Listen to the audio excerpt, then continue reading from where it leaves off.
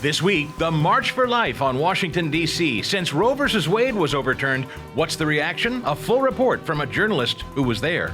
A Massachusetts hospital says they may not treat you if you use words they don't like. And was a Maryland principal framed as a bigot with the help of artificial intelligence software? These stories and much more coming up this week on The Lion Week in Review. Welcome into this week's edition of The Lion Week in Review. It's a weekly look at the culture, the courts, your state capitol, and your kids. I'm Chris Stigall. Now, let's meet the panel. Some of the men and women behind the stories at readlion.com. Michael Ryan is the executive editor. Josh Mann, the managing editor. And Liam Siegler is a Herzog Foundation ambassador and contributor to today's show. Welcome, gentlemen all. Thank you. Thank you. We start with the March for Life, this immediate past March for Life. This, Liam, you attended in person and have written about this at The Lion. This is the first March for Life post Roe v. Wade. What did you encounter? It's actually the second March for Life post Roe v. Wade. Is it really? Which is really exciting, yeah. Is it? I've lost track. Is that right? So Dobbs was in 2022, the summer of 2022. Gosh. So they celebrated it last year. Lost track of time. Yeah. So the second. Okay, did you go to the first? I did not. So Okay. this was my first March for Life. The foundation sent me to cover it. And it was just a really exciting opportunity. The theme of the event was with every woman for every child. And so the discussion was about how can we support women who are maybe struggling with unplanned pregnancies, who are struggling with single motherhood, abuse. How do we support them? How do we invest in this issue, which is obviously has so many human dignity components to it? How do we support the woman and the child? And it was just really cool to see how the entire event was focused on that. It's inevitable that in this post-Roe era we're in, and I can't believe it's been now 2 cycles since it happened, but Michael, the inevitable thing about it is it's a political hot potato. It's remained a political hot potato. I've been curious, and I don't know if you can speak to it, Liam or Michael, what you'd think. Do you think attendance for the March for Life and things like it has dropped? Because was that the goal? I've often heard people say, hey, it's been overturned, so we're done. Well, I'll be interested to know what Liam thinks, but it might have been the weather. It was just awful weather. But it is the second, but it almost counts as the first. It was so fresh last year, and it seems like that the pro-life movement has been trying to find its way ever since Dobbs. And I'm wondering, number one, about the attendance, but number two, what you think about the path forward for the March for Life or the pro-life movement in general, and whether they have a good sense of where they're headed. Yeah, certainly. Well, first, it was very cold. I had a friend who's been to several March for Lives, and she told me that, yeah, the attendance was definitely down, probably because of the weather. But even then, you still had thousands of people who showed up, people who braved the cold. And in a way, the cold was almost symbolic of what the movement's going through. Yeah. And it certainly feels like it's still the first march post-Roe, because this is a very new moment for all of us, I think. And I would say the weather was symbolic because we have to fight this new climate we have to fight against a culture of death almost in a snowstorm. Mm-hmm. And so as we were marching, I was just thinking like, wow, this is almost representative of the path ahead, because it's uncharted territory for a lot of us. Like before 1973, before Roe v. Wade, abortion was an issue decided at the state level. And now we're right back where we started then. There were certainly issues between states of like, how much should we value life? Should abortion be legal? Now we're back to those same questions, back to it being a state's issue. And really laws do matter, but I think what the pro-life movement is recognizing now, and just what a lot of the speakers were talking about, what the president of the march was discussing, this is a culture issue. Mm-hmm. Like, we're not going to change lives now just through the law by telling people, hey, like, you can't do this, because unfortunately abortion is so proliferated. Abortion culture is such a serious problem. It affects our hearts and minds and how we not only value the dignity of the unborn child, but whether or not we believe that just life itself is worth living. Yeah, sorry to interrupt, Liam, but Josh, man, I'd ask you, now that it's been returned to the states, we've seen many states put this on their ballot or threaten to now put it on the ballot, and voters are reacting in a pretty vociferous way. The debate is clearly not settled. That's right, and I think the longer we get, or the more time that passes from when Roe v. Wade was overturned, maybe things will start to settle down a little bit. When you look at some of the polling, immediately following the overturning of Roe, you actually, I think a lot of people were surprised at the strong pro-abortion support that seemed to be out there, and still among Gen Z especially, really strong support. But I wonder a little bit if that is a reaction, especially to the media coverage, where I think the media has kind of presented it as if all of a sudden the tables are turning, and it's unfair almost for women or for women's rights. And I don't think that's true, but I think that as the dust kind of settles on that, maybe we'll start to see more of a balance and a healthy debate. But I certainly do think that it's unsettled, and states are coming down on different sides. It is, as Liam said, Michael, it's an interesting thing for, I think, if you want conservatives or Republicans, there seems to be this big debate now about where do you go from here. Some, I think, would prefer to say, look, just let the states handle it and let's not talk about it anymore. Others say, no, we got to soldier on and still make this an issue, maybe codify life at the federal level and make it a federal legislative issue. So the debate is not even settled amongst, I think, conservatives and a lot of Republicans as to how to handle and talk about it going forward. Right, and there are a lot of decisions to be made about what terms you use and whether you can be more consistent across the country in the terms you use, or what the term is where you start regulating heavily abortion. And 15 weeks seems to be a pretty reasonable level, although most abortions occur, the vast majority of abortions occur well before that. Liam, how about the male to female ratio? I think men often on this topic, and we're a panel of men here today, I think men often feel like, let's just stay out of it and let the women discuss it. What was your sense of it there? Yeah, I mean, unfortunately, I didn't have the opportunity to count everyone there who was attending. But my general sense of it was that it was pretty mixed. Even as for the speakers who were on the stage at the march, it was pretty mixed. I talked to several just young people, several of them males, just about what do you think about abortion? There's this narrative that men shouldn't talk about it, that we should stay out of the issue. But just like the people I was talking to, they have a genuine love, not only because they want to value what is true, but because they want to value the woman in their lives. And there was just this prevailing sense that that's what matters at the end of the day. Well, you did great work, and I saw some of it on the Herzog Foundation social media platforms, and we'll continue to watch for that. And I know you've written about this, too, at The Lion this week. I have, yes. Yeah, so check that out, the March for Life. Liam's written about that at readlion.com. Let's move on to Montana, Josh. 19 applications for charter schools. Now, this is charter schools, if you could kind of explain it for those who may not know the difference between a purely private school, a Christian school, a homeschool. What is charter school, and what's Montana doing?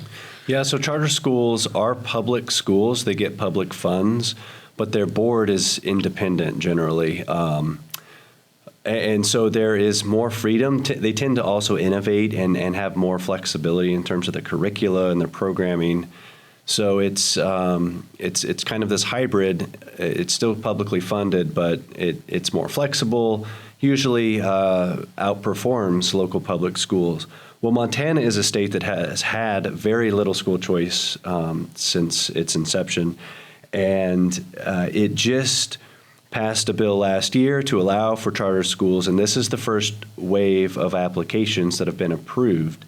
Now, it's kind of strange in Montana. There are two different kinds of charter schools that have been models that could be potentially approved, but one of those is tied up with some litigation. So these 19 are part of one of those models, and they approved 19 out of 26. And so it's exciting for Montanans because for the first time they're going to start to see some new innovative schools come in, possibly even challenge the status quo and create some competition and give parents who live in areas where the public school is not working, give them a choice, give them an option. This is the misnomer, Michael Ryan, about school choice, I think. I hear it so often that Christian school is what's focused on, and people that don't necessarily consider themselves Christian or they're secular, they say, we don't want a theocracy in our state. And this is a story of not at all that. I mean, this is a story of public charter schools, an option. School choice is truly that. It's a cacophony of different options. Well, it is, and this country is steeped on religious freedom, and now we're seeing a real movement. This is the movement of our age for education freedom. You know, Justice Brandeis was the inspiration for the term that the states are laboratories of democracy, and this is so true of education freedom and school choice. There are so many experiments going on out there, from universal choice for everybody in the state to these little stick the toe in the water things like Montana's doing. It's very exciting to see.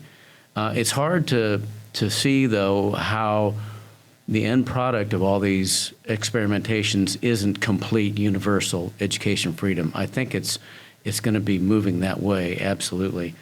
You know, and what it may take is that for the states that have already jumped in all the way, for them to convince all the others that the water's fine.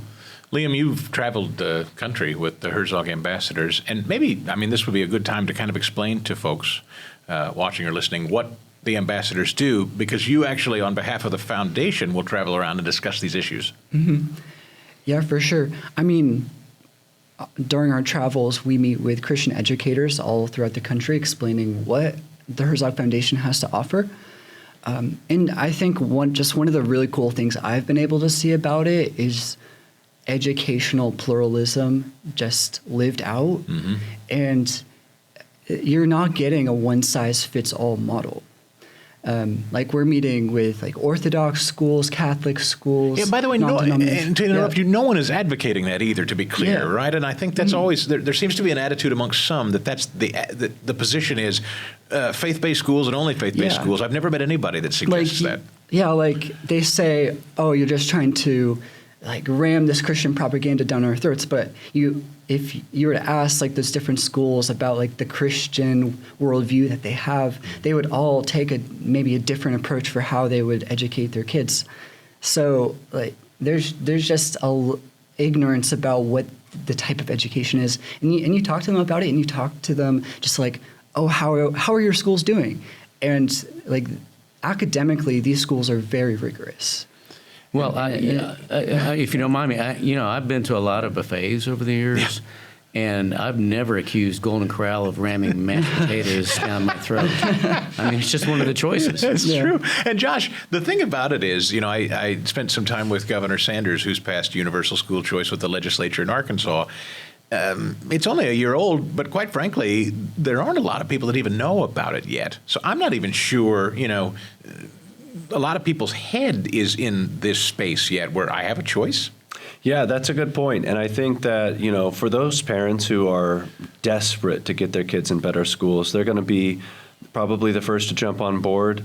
But when you look, there's a couple things that come to mind. One is the teachers' unions and certain other education sort of bureaucratic types are staunchly opposed to school choice, and often they'll argue that, if you get a flood of kids leaving public education, these public schools are going to lose funding and close. But look at a state like Florida, where they've had quite a bit of school choice for quite a few years, and a lot of students take up those opportunities.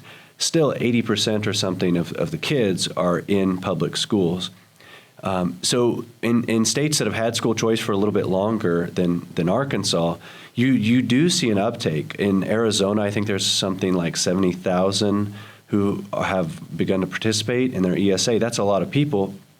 the vast majority are still public educated. And you've never heard a single story yet, to my knowledge, of a public school shuttering because of school choice. No. I've never heard it. And most states, when they pass these laws, are basically ensuring that the public school that a child leaves still gets money. And sometimes for up to 5 years after that child leaves, they're still getting some of those dollars that no longer, presumably, they need. So, Michael Ryan, to Florida now. Governor DeSantis, we know, has really led the charge, and Josh just mentioned for a while they've been the leaders in school choice. Banning DEI, though, they've taken it now just outside of K through 12, and they're going to state universities now to tackle this next. Yeah, the Florida State Board of Education just implemented that.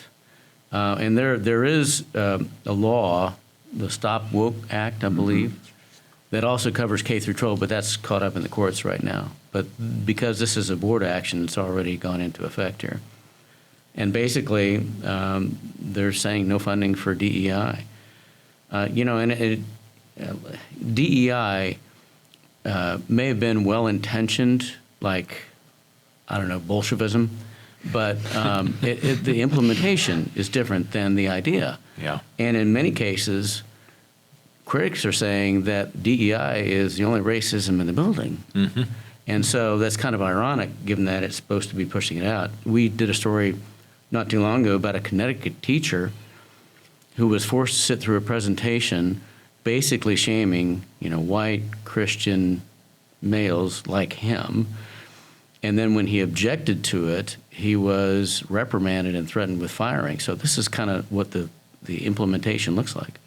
And Josh, meanwhile, in Washington, the Senate has passed a bill mandating LGBTQ curricula, which is not entirely the same as DEI, but it's just an interesting approach. You get the Florida Board of Education saying we're taking it out. Washington foot on the gas pedal to push it in.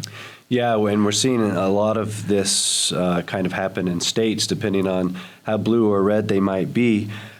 Here we've got a bill that did pass the Senate, so it's got to get through the House. So this isn't law yet, or it isn't going to the governor's desk.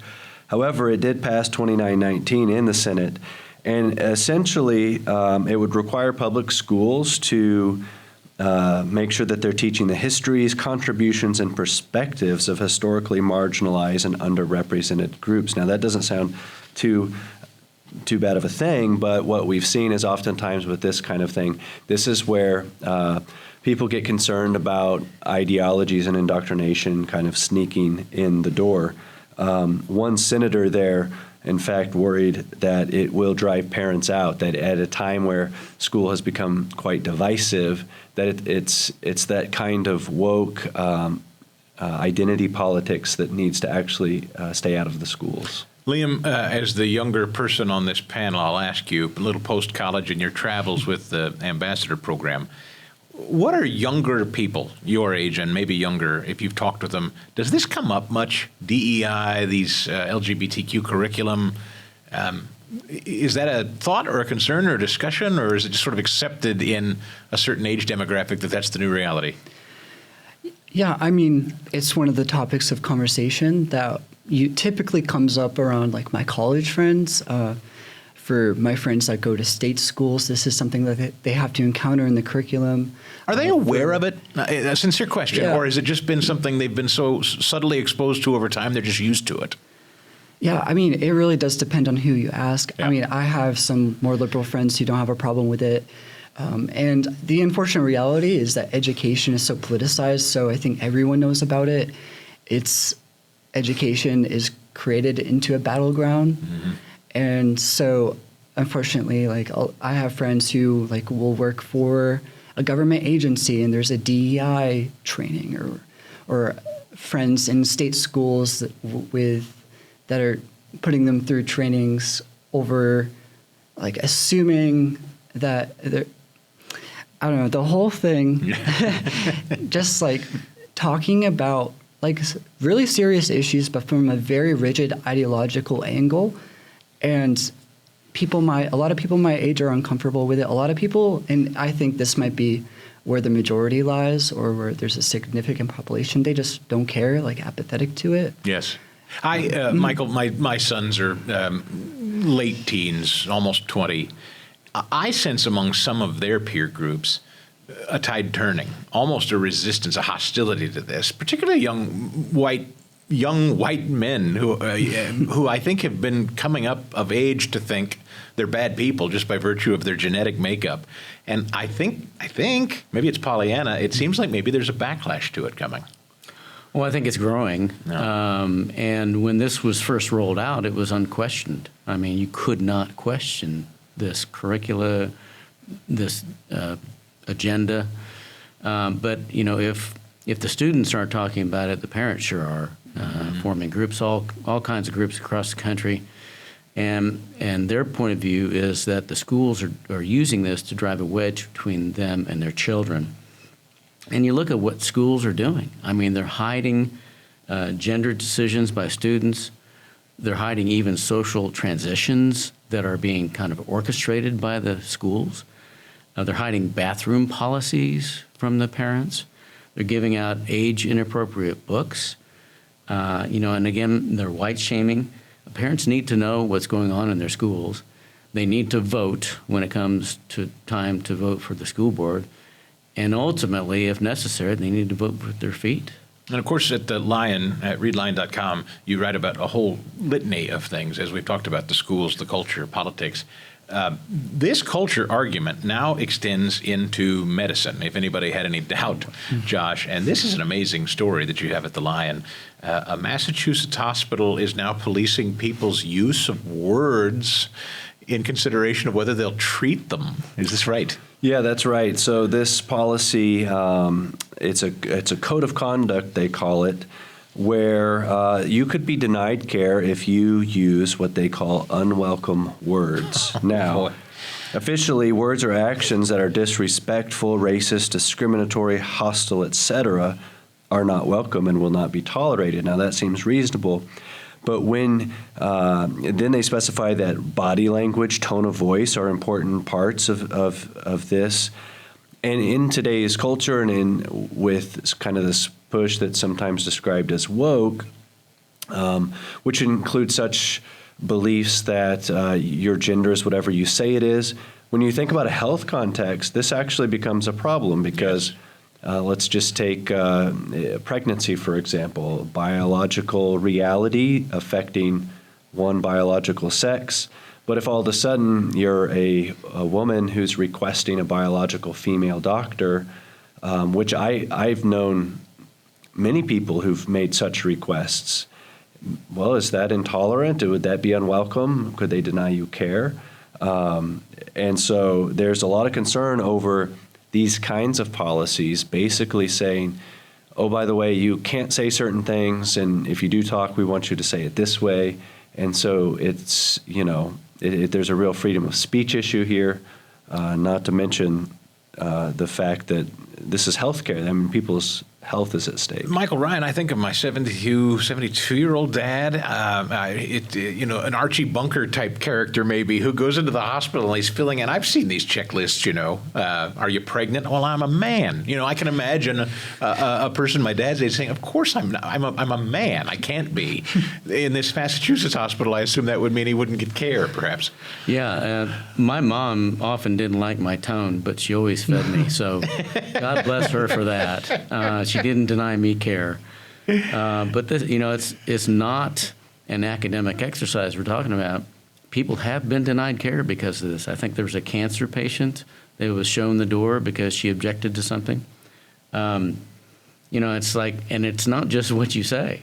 They're also talking about body language. Now, it seems a little silly to me. Hey, Mr. Shooting Victim, what are you saying by the way you're lying there on the gurney? I mean, it just seems kind of absurd, subjective, and even dangerous. And I'll finally turn to a story that this to me was one of the more fascinating stories of the week at readlion.com. I would imagine this is going to come up, Liam, a lot more, and again, for younger people, I suspect. You want to get your teacher in trouble, you want to get your principal in trouble. Artificial intelligence, these programs that can now take clips of people's voices and reconstruct a sentence that sounds exactly like them, but they never said it. Such as the story about this Maryland principal who's effectively been framed for being a bigot using his voice words that sound like him, but words he never said. Yeah, if you listen to the recording, there are like certain markers that you can tell, like whether it's AI generated, and it strikes me. The whole thing strikes me as just really odd, and I'm concerned too for just my own peers and just like the world that I'm growing up into. Yes. I've read stories where people are creating like AI generated voices of like people's daughters daughters and sons to blackmail them, saying, "Oh, I kidnapped your son until you give me this money or whatever. I won't release him." And like the parents will text their daughters or sons and they'll be like, "Are you okay? Are you alive?" They're like, "Yeah, nothing's happened to me." So like, this is how this technology is being used.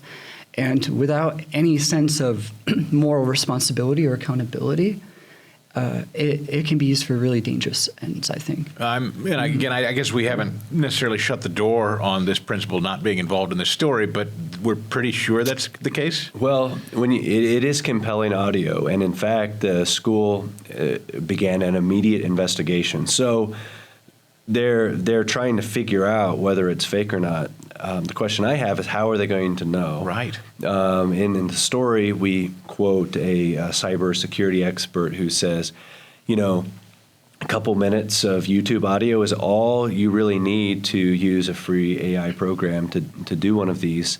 I think you're right, Liam. I think you listen to it, and there's a few things that sound odd about it. But frankly, the internet doesn't care if it sounds a little odd. And once that goes out on social media, there was a huge backlash. The local stations got involved. Parents were interviewed. He says racist, anti-Semitic things. Whatever the voice is, the words that are spoken can be described that way. But his union representative is quite certain it's AI, that he didn't say those things. But I suppose we won't really know for sure until the investigation goes on. Brave New World too. Pictures are another big thing online, I hear, right? Particularly younger people are more mindful now of pictures they're putting up, because not just voice, but pictures can be used, Liam. Yeah, it's very concerning. And I would say it's like you have to take this seriously regardless of whether or not it's fake, because if that's true, those are unacceptable things to say about people. Sure.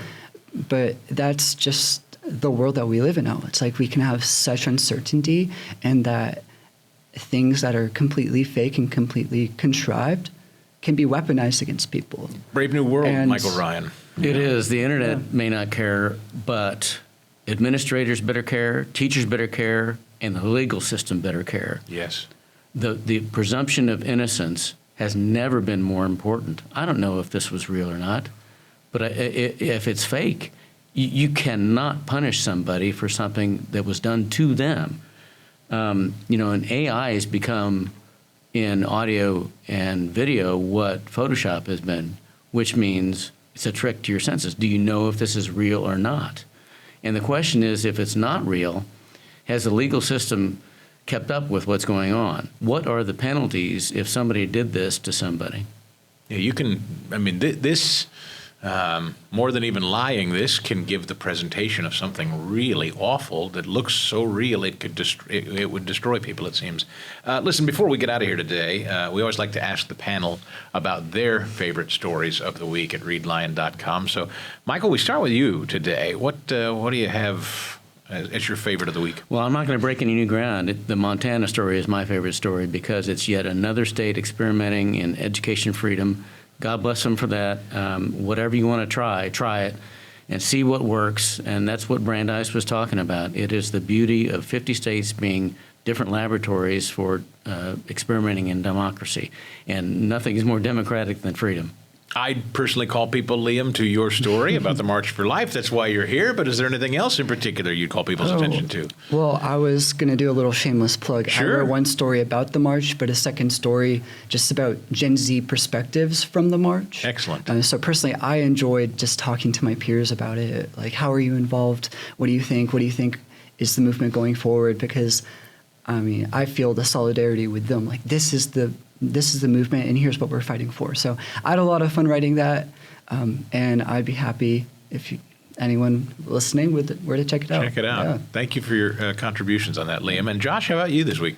We just published a story from about a Massachusetts father who sued the school district because they enabled his daughter to socially transition to, she identified as male, did not tell him, kept it secret for months. And so he argues that their policy is a violation of his rights as a parent, also constitutional rights. And I just think it's an important, we're continuing to see these important lawsuits that determine what are a parent's rights. Absolutely. Outstanding work, and you can catch all of these stories and so much more at readlion.com. And that'll wrap it up for this week. I hope you'll keep up to date on all the latest news. Every single day, it's popping at readlion.com. For all of us at The Lion, thanks for downloading the show. We'll see you next time.